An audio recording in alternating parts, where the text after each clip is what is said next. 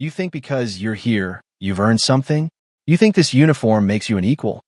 The voice, sharp and serrated with the unearned confidence of a new commission, cut through the humid air of the training facility. Lieutenant Decker, his jaw tight and his posture a rigid imitation of authority, paced before the assembled group of Marines and soldiers. His gaze, however, was fixed on one person. The crowd, a mix of hardened, non-commissioned officers and eager young infantrymen, shifted uncomfortably. They had heard speeches like this before, the classic tirade from a green officer trying to forge a reputation from noise rather than experience. But this time, the focus of the venom was unusual. It was a woman, standing off to the side, her presence so quiet she was almost part of the wall. She wore standard physical training gear, gray and unassuming, her hair pulled back in a severe functional knot. She was observing, not participating, her arms crossed loosely, her stance relaxed yet rooted to the floor. She was not large, not physically imposing, and in Decker's eyes, that made her the perfect target, the perfect visual aid for his sermon on standards. The slap was shockingly loud. It wasn't a brutish, open-handed haymaker. It was a quick, precise, and deeply insulting strike, the back of his hand against her cheek, a gesture of profound dismissal. A collective, sharp intake of breath hissed through the room. A few nervous chuckles died in the throat.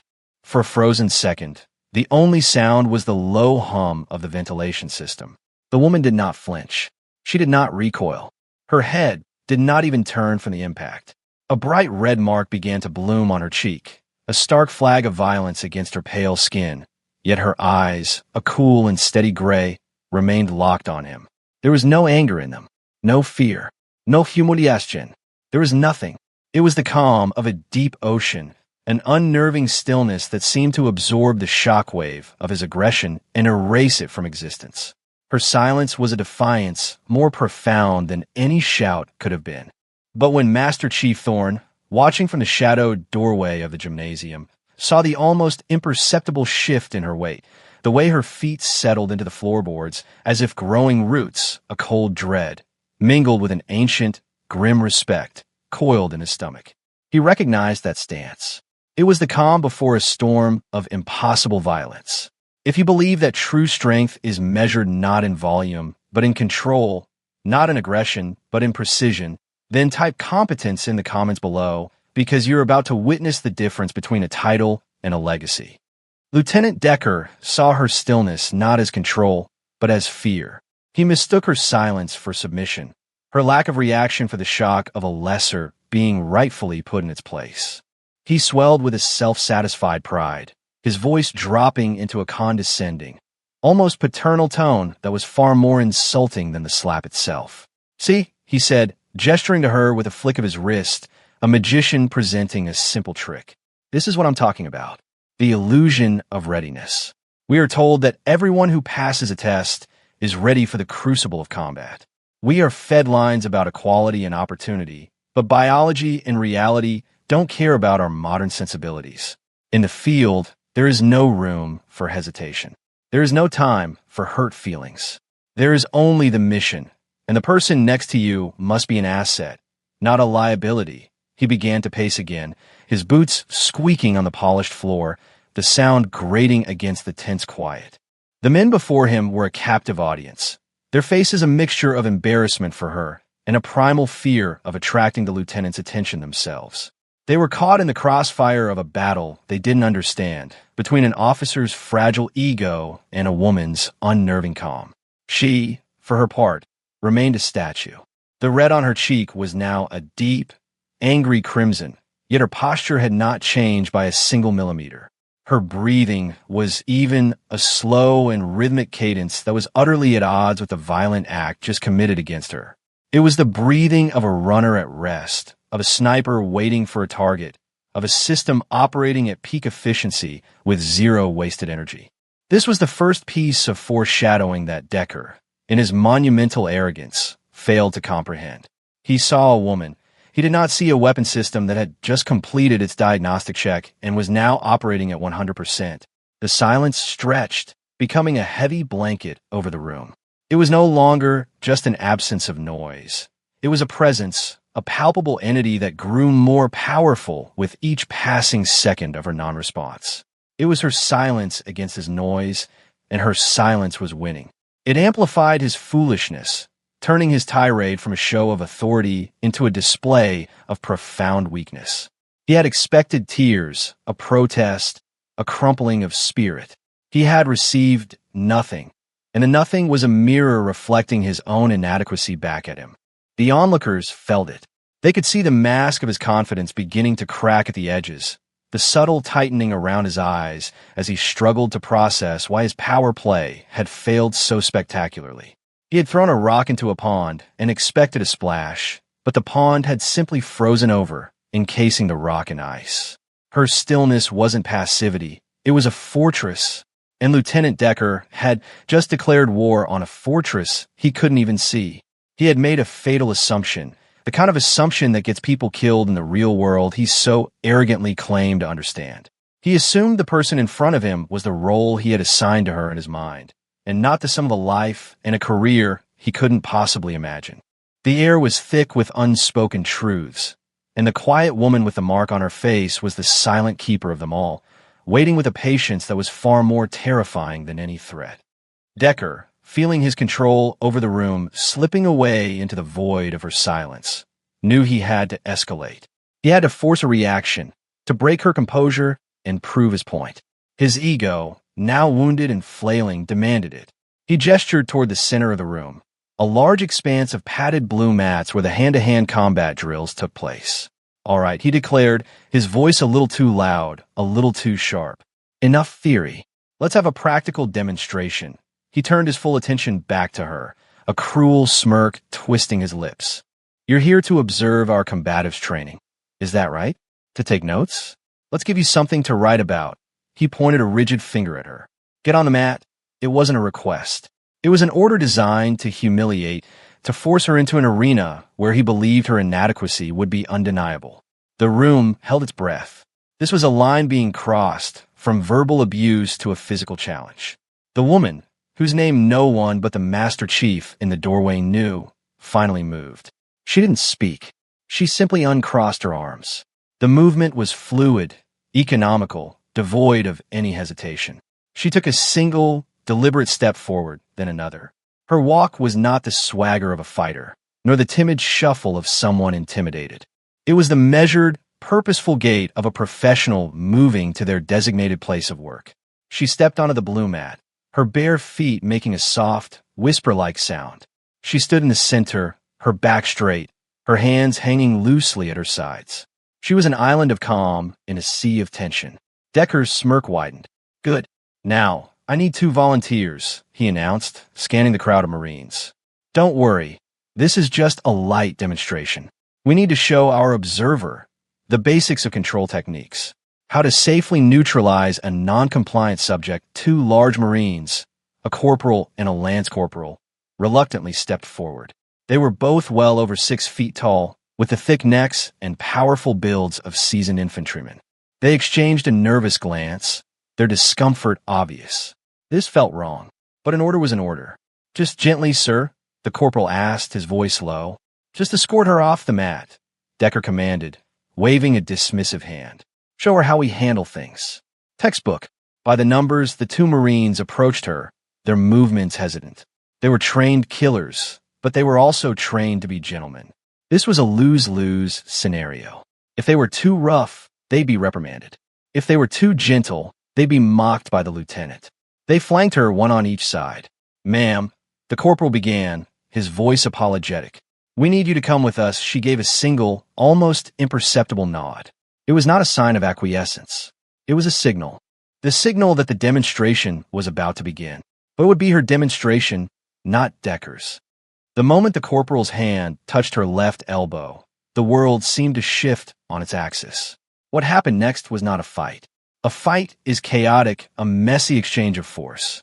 This was a correction. It was a physical sentence, delivered with the chilling precision of a surgeon and the undeniable finality of a judge's gavel. As the Marine's fingers made contact, her body did not tense. It flowed. In a movement that seemed to defy physics, she dropped her center of gravity by a mere 6 inches. Simultaneously, her right hand, moving in a blur, came up and under the corporal's arm, not striking it, but cupping his elbow. Her left hand, the one he was trying to grip, rotated, her thumb finding the bundle of nerves on the inside of his wrist with an unnatural accuracy. The corporal's confident grip vanished, replaced by a searing bolt of lightning that shot from his wrist to his shoulder. His fingers went numb. His arm, a limb that could bench press 300 pounds, was suddenly a useless appendage. Before his brain could even process the pain, she had pivoted. Using his now uncontrolled forward momentum against him, she stepped through, her hip checking his with perfect timing. He was no longer a powerful Marine. He was an object in motion, and she was the fulcrum that redirected his trajectory. He went down, not with a crash, but with a controlled, spiraling fall that ended with him on his back, the air knocked from his lungs in a surprised grunt. The entire sequence took less than a second. The second Marine, the Lance Corporal, reacted as he was trained to, moving to assist his partner. He lunged forward, his large hands reaching for her. He might as well have been trying to grab smoke. She was no longer where she had been. Having used the first Marine's fall to complete her rotation, she met the Lance Corporal's lunge not with resistance, but with acceptance. She flowed with his momentum, her left hand deflecting his right arm just enough to guide it past her, while her right foot swept his leading leg in a short, brutal arc. It was a classic reaping throw, but executed with a level of grace and efficiency that was breathtaking. The Lance Corporal, all 220 pounds of him, was airborne for a split second before landing flat on his back beside his comrade. There was a second, louder grunt, and then silence. A profound, deafening silence that was heavier and more absolute than before. The woman stood between the two fallen Marines, back in her original center position. Her breathing was still perfectly even. Not a hair was out of place. She hadn't even broken a sweat. She looked up, her calm gray eyes finding Lieutenant Decker's. The smirk was gone from his face, replaced by a mask of slack-jawed disbelief.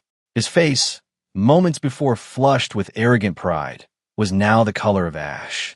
He stared at the two massive Marines on the floor, then back at the slight woman standing over them. The equation didn't compute. The reality before him was impossible, a violation of the natural order as he understood it. The crowd was frozen, a gallery of statues. Every man in that room, from the most grizzled sergeant to the greenest private, understood on a primal level what they had just witnessed. It wasn't a lucky move. It wasn't a trick. It was mastery.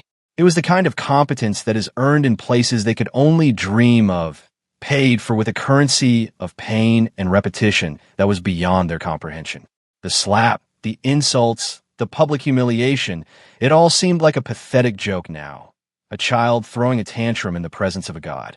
In the space of 2 seconds, she had completely rewritten the narrative.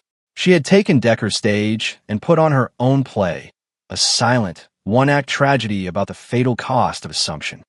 Into the stunned vacuum of the gymnasium, a new sound emerged. The slow, deliberate tread of heavy boots. Every eye, including Decker's, snapped to the doorway. Master Chief Thorne stepped out of the shadows and into the light. He was a man carved from the very bedrock of the Navy, his face a roadmap of deployments and conflicts stretching back decades. He wore his rank not as a decoration, but as a testament. When he walked into a room, lesser men felt an instinctive need to straighten their spines. His presence was an anchor, a physical manifestation of institutional memory and unwavering standards. He did not look at the two Marines on the floor, who were now cautiously sitting up, rubbing their limbs with expressions of pure awe. He did not look at the assembled soldiers. He walked directly toward Lieutenant Decker, his eyes, chips of blue ice, locked onto the young officers. The Master Chief moved with a predatory grace, and with every step he took, Decker seemed to shrink, his borrowed authority evaporating under the heat of that relentless gaze. Thorne stopped directly in front of him, close enough that Decker could smell the faint scent of salt water and discipline that seemed to cling to the old sailor. The Master Chief didn't raise his voice. He didn't have to. His words were low, laced with a cold fury that was more terrifying than any shout. "Lieutenant," he began, the title dripping with contempt. Did you receive a full name and rank before you initiated physical contact with that observer? Decker's mouth opened and closed, but no sound came out. His mind was a frantic scramble of regulations and articles of the UCMJ. He had assaulted someone. Not just anyone, but someone who was clearly not what they seemed. Sir, she was... He stammered, his defense crumbling before it was even built. Thorne cut him off with a slight raise of his hand. Let me rephrase the question so that even your Ivy League brain can process it. Did you, at any point, do the bare minimum required of an officer and identify the personnel under your temporary supervision? No, Master Chief, I did not. Decker finally managed to choke out, the words tasting like ash. Thorne nodded slowly, a grim, terrible satisfaction in his eyes. He then turned his head slightly, his gaze falling upon the woman, who had remained perfectly still on the mat. His entire demeanor shifted. The cold fury vanished, replaced by a deep, profound, and unmistakable respect. Chief Collis, he said, his voice now clear and formal. My apologies. I should have been here to make the proper introductions. The name hung in the air. Chief Collis. To the Marines and soldiers, the name meant nothing. But the rank, Chief Petty Officer, sent a ripple of confusion through them. This woman was a senior non-commissioned officer in the Navy. The disparity between her unassuming appearance and her senior rank was jarring. But it was Decker's reaction that told the real story. The last vestiges of color drained from his face. He looked like he had seen a ghost. Master Chief Thorne turned his attention back to the now trembling lieutenant. You seem to have trouble with recognition, Lieutenant Decker. So allow me to educate you and your men. He took a half-step closer, lowering his voice again so that only Decker and those nearest could hear, forcing them to lean in, to become complicit in this execution. You see that woman you just assaulted? That is Chief Petty Officer Maya Collis. Does that name mean anything to you? No, of course not. You were probably still learning how to tie your shoes when she was running her first real-world operation. Thorne paused, letting the weight of his words sink in. Chief Collis is not an observer, Lieutenant. She's not here to take notes on your clumsy, outdated techniques. She is here on detached duty from Naval Special Warfare Development Group. You might know it by its old name. SEAL Team 6 into collective gasp, louder this time, swept the room. It was a sound of pure, unadulterated shock. The name was a thunderclap. It was mythology. DevGru, the elite of the elite. The quiet professionals who existed in the shadows, the tip of the spear. The idea that this quiet, unassuming woman was not just a SEAL, but a senior NCO from the most legendary unit in the special operations world was a reality-shattering revelation. The takedown she just used on your two men? Thorne continued, his voice a relentless hammer. The wrist lock with the radial nerve pressure point? The off-balance hip check? She didn't learn those from a book, Lieutenant. She wrote the book. She is one of the lead instructors for the Advanced Close Quarters Combat course at Dam Neck. Generals and foreign dignitaries wait in line for a 10-minute brief from her. And you slapped her. Decker's entire body went rigid. His career, his future, his entire sense of self had just been vaporized in a single, devastating monologue. He had not just made a mistake. He had committed an act of sacrilege. He had stood on hallowed ground and spat on it, completely ignorant of where he was. Thorne wasn't finished. He gestured to the red mark still visible on Chief Collis's cheek. You put your hands on a Chief Petty Officer of the United States Navy, a chief who holds more combat decorations than you have days in the service, a chief who has forgotten more about leadership and combat than you will ever learn. You did this in front of your men, believing it would earn you their respect. But look at them, Lieutenant. Look at their faces. Decker forced his eyes away from the Master Chief and scanned the crowd. He saw no respect. He saw contempt. He saw disgust. He saw pity. In their eyes, he was a fool, a loud-mouthed child who had just been publicly corrected by a true master. Then, Master Chief Thorne did something that sealed Decker's fate more completely than any official reprimand ever could. He turned to face Chief Collis, who was now stepping off the mat. He squared his shoulders, brought his heels together with a sharp click, and rendered a slow, perfect, formal salute. Chief, he said, his voice ringing with absolute reverence. Welcome to the base. If you require anything, You come to me. Maya Collis simply met his gaze and gave a single, crisp nod. Master Chief, she replied. Her first and only words. It was all that was needed. The gesture from one legendary senior NCO to another was a transfer of power, a public anointing. In that moment, she was the highest authority in the room, and everyone knew it. The story of the slap and the 2-second demonstration did not just spread, it detonated. It moved through the base's ecosystem like a shockwave, traveling from the gym to the barracks, from the chow hall to the command building, with the speed of gossip supercharged by awe. It became an instant legend, a piece of institutional folklore passed in hushed, reverent tones. The two Marines, the corporal and the lance corporal who had been on the receiving end of her clinical expertise, became reluctant celebrities. They were not mocked for being taken down. They were revered for having been the medium for the lesson. They recounted the story endlessly, not with embarrassment, but with a kind of religious wonder. It was like touching a live wire, the corporal would say, shaking his head. 1 second my hand was on her arm. The next I was looking at the ceiling lights and trying to remember how to breathe. There was no anger. It was just physics. She just corrected me.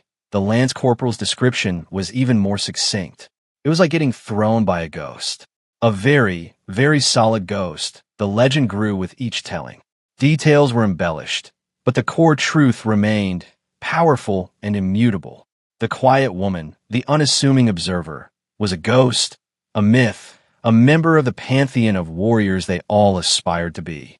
The name Collis became a kind of code on the base, a shorthand for the chasm between loud assumption and quiet competence. It was used as a verb, don't get yourself Collised. Young NCOs would warn their cocky new privates, a warning to check their ego and respect the quiet ones. Lieutenant Decker, on the other hand, became a ghost of a different sort. He wasn't formally discharged, which would have been too quick, too merciful. Instead, Master Chief Thorne and the base command structure orchestrated a far more poetic and painful punishment. He was stripped of all meaningful authority. His platoon was reassigned. His role as a combatives instructor was, of course, revoked. He was relegated to a series of meaningless administrative tasks, the kind of soul-crushing paperwork usually given to junior enlisted personnel as punishment. He was tasked with inventorying supplies in dusty warehouses, proofreading base-wide memos for grammatical errors, and overseeing the repainting of parking space lines. He was a visible pariah. When he walked into the officers' club, conversations would cease. When he passed enlisted men, they would offer salutes that were technically correct but dripping with a cold, precise disdain that was far more cutting than any open insubordination. They had seen him slap a chief, a legend, and his authority was irrevocably shattered. His punishment was to exist in the world he claimed to command, but as an invisible man, a walking cautionary tale. Weeks later, Decker finally worked up the courage to seek her out. He found her where she was most days, in a small, private training room adjacent to the main gym, a space that had been quietly and immediately allocated for her exclusive use. She was not training. She was mentoring. A young female Marine, barely out of boot camp, was struggling with a rifle retention drill. Chief Collis was beside her, not speaking, but guiding the young Marine's hands with her own, adjusting her grip, shifting her stance, her movements patient and precise. She was teaching, not with lectures or boasts, but with the quiet transfer of perfect muscle memory. Decker stood in the doorway for a full minute, watching. He saw in her patient instruction the same economy of motion, the same profound competence he had witnessed on the mat. There was no ego, only the mission of making the person in front of her better. He finally cleared his throat. Chief Collis looked up, her gray eyes registering his presence without surprise or animosity. She simply looked at him, waiting. Chief Collis, he began, his voice barely a whisper. I came to apologize. What I did, there's no excuse. It was arrogant, unprofessional, and unforgivable. I was wrong. He stood there, his apology hanging in the empty space between them, a desperate plea for an absolution he knew he didn't deserve. Maya Collis looked at him for a long moment, her expression unreadable. Then she gave him the same single, crisp nod she had given the Master Chief. It was not forgiveness. It was not acceptance. It was acknowledgement. an acknowledgement that he had said the words. And then, without speaking, she turned her attention back to the young Marine, her focus once again absolute. The lesson was clear. His apology was for him, not for her. His actions, his insults, his very existence were so far beneath the level at which she operated that they barely registered as a distraction. She had already moved on. The event was a data point she had processed and discarded. For Decker, it was the defining catastrophe of his life. For her, it was a Tuesday, humbled, shamed, and finally understanding the vast gulf that separated them. Lieutenant Decker turned and walked away, the weight of his lesson a permanent burden on his shoulders. The quiet professional had won, not by fighting back, but by simply being. Her competence was her vindication, her silence her most powerful rebuke. The legend of her quiet strength was now woven into the fabric of the base, a permanent reminder that true respect is earned in the silence of action, not the noise of a fragile ego. A year passed. The seasons changed on a sprawling coastal base, but the story of Chief Collis endured. It had transcended mere gossip and had become a foundational myth, a piece of training doctrine in its own right. In the same gymnasium, on the same polished floors and blue mats, a new generation of soldiers and Marines gathered for their combatives training. A hardened gunnery sergeant stood before them, a man with his own share of scars and stories. He was running them through the same control techniques, but his opening speech was vastly different from the one Lieutenant Decker had given. "Listen up," the gunny barked, his voice like gravel. "Before we begin, I'm going to tell you a story. It happened right here on this mat. We call it the Decker Rule, but it should be called the Collis Standard," and he told them the tale. He told them about the arrogant lieutenant, the quiet woman, the slap, and the 2-second correction that followed. He spoke of Master Chief Thorn Salute, a gesture that had become as legendary as the takedowns themselves. As he spoke, he pointed to a small, framed photograph that now hung on the wall of the gymnasium, right next to the official chain of command chart. It wasn't a picture of the event itself. It was a simple, grainy, black and white photo of a single, nearly perfect bullet hole in the center of a target, a shot taken from an impossible distance. Below it, a small brass plaque was inscribed with a quote attributed to Chief Collis, overheard by the Master Chief during a later training session. "The rifle doesn't care about your opinion. The target doesn't care about your feelings. There is only the shot." The story had become a parable about the dangers of assumption. It was a lesson in humility, a reminder that the most dangerous person in the room is often the one you notice the least. The name Collis was no longer just a name. It was a concept. It represented the ideal of the quiet professional, the warrior who lets their actions speak for them, whose competence is so absolute that it requires no announcement. The legacy of that day was not one of vengeance or humiliation, but of education. Lieutenant Decker was gone, having quietly resigned his commission a few months after the incident, unable to bear the weight of his public disgrace. But the lesson he had inadvertently taught remained, stronger and more resonant than any he had ever tried to teach on purpose. Chief Collis herself was also gone, her detached duty assignment having ended.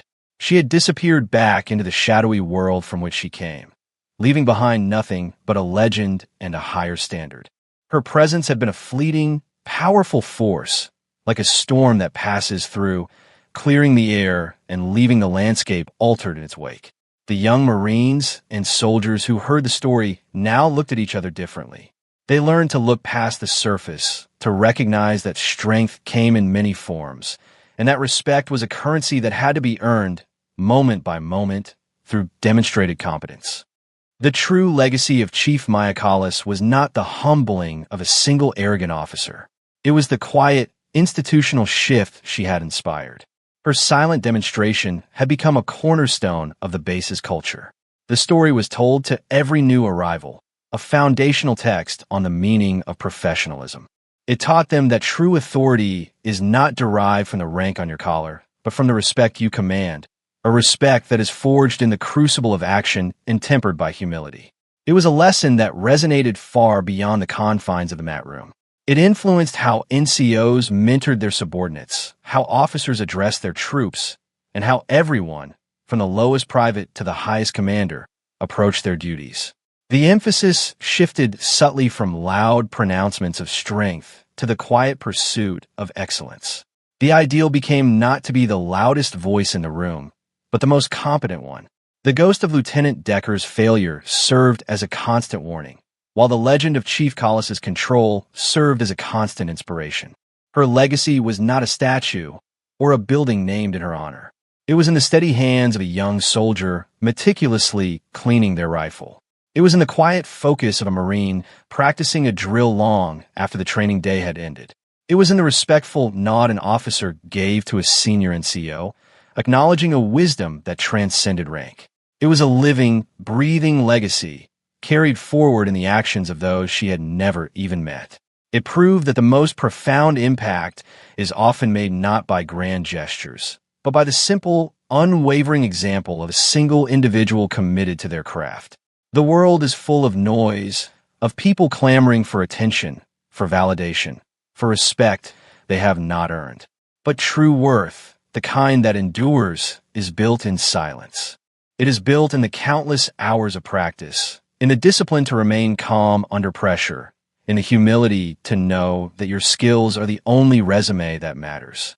Chief Collis never sought the spotlight. She simply was the light, a beacon of competence that illuminated the foolishness of arrogance and reminded everyone of the standard they should all aspire to. Her story became a timeless testament to the fact that you do not need to announce your strength when your presence is proof enough. For more stories where quiet competence triumphs over loud assumption, and where silent professionalism defines their worth, subscribe to Unknown Heroine Tales.